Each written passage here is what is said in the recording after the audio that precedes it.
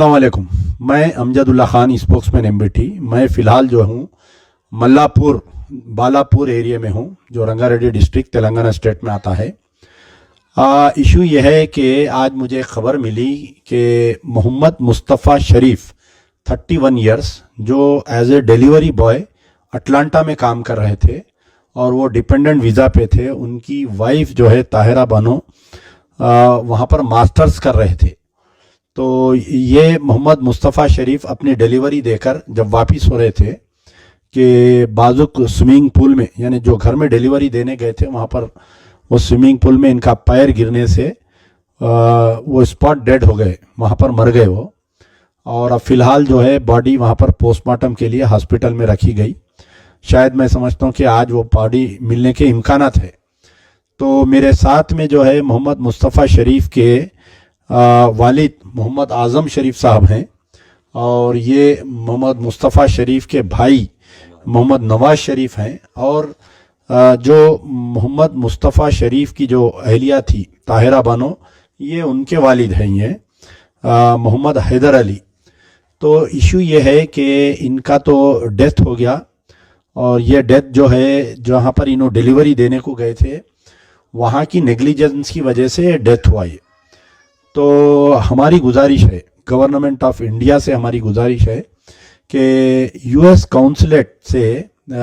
Consulate in Atlanta से इसकी पूरी इंक्वायरी करवाकर रिपोर्ट मंगाइए कि ये जो स्विमिंग पूल में इनका डेथ हुआ, ये कैसा हुआ डेथ।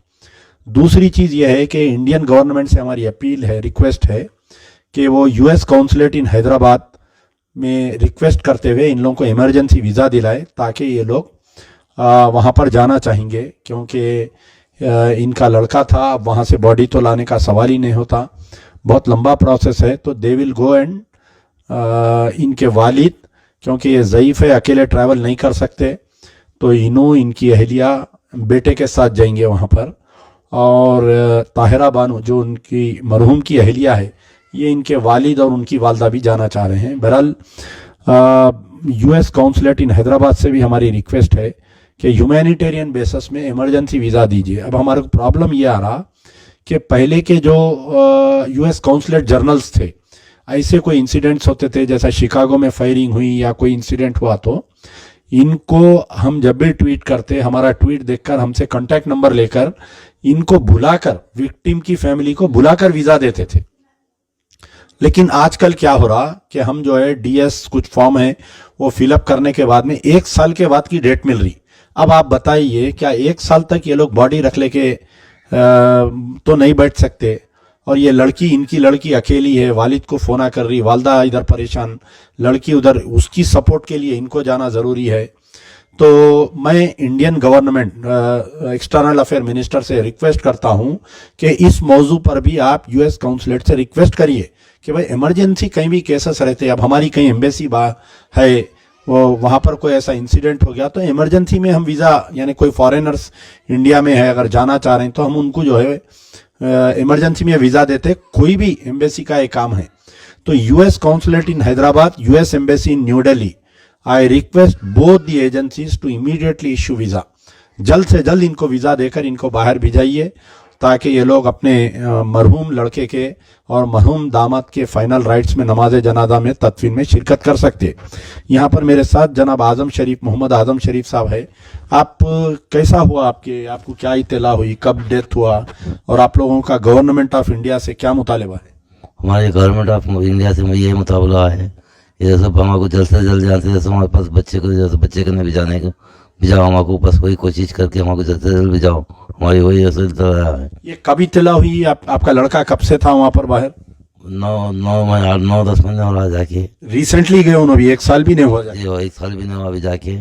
और जैसो सैटरडे, जैसो संडे के दिन से सुबह 11:30-12 बजे जैसो ये खबर आई कि जैसो ऐसा सिंपल में जैसो जाके पैर स्लिप के गिर के जैसो इंतकाल होगा बोल के। तो हम जब से जैसो हमारा बहुत परेशानी का माहौल गुजरा हमारा। हमारी वही गवर्नमेंट। कितने लड़के हैं आपको? मेरे को 3 लड़के हैं। 3 में ये जो आपके मरहूम लड़के थे, उनको कितने बच्चे हैं? उनको 2 बच्चे छोटे छोटे, एक 2 साल, एक 2 साल का, एक 5 साल का, एक 5 महीने का एक बच्चा है। 5 महीने का बच्चा है।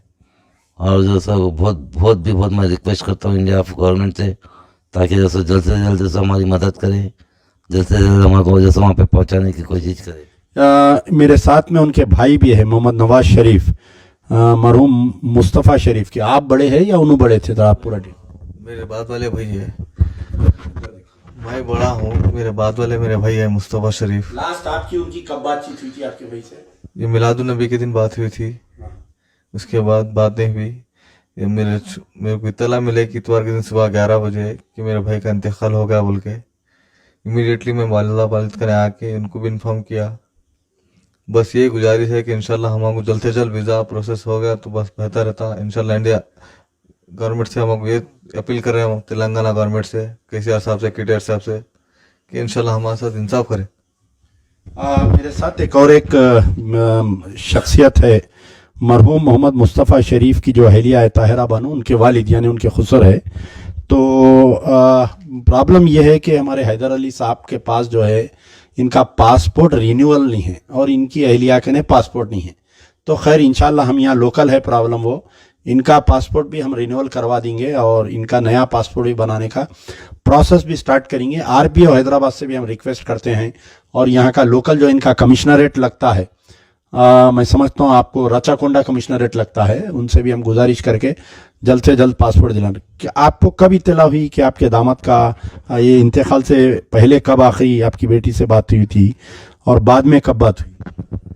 सैटरडे के दिन रात में 9:30 बजे बात हुई थी दामाद साहब से, खैरियत लिए। उसके संडे के दिन 11 साढ़े 11 को इत्तला मिले कि उनका इंतकाल होगा, पैर फिसल के स्विमिंग पूल में गिर गए बोल।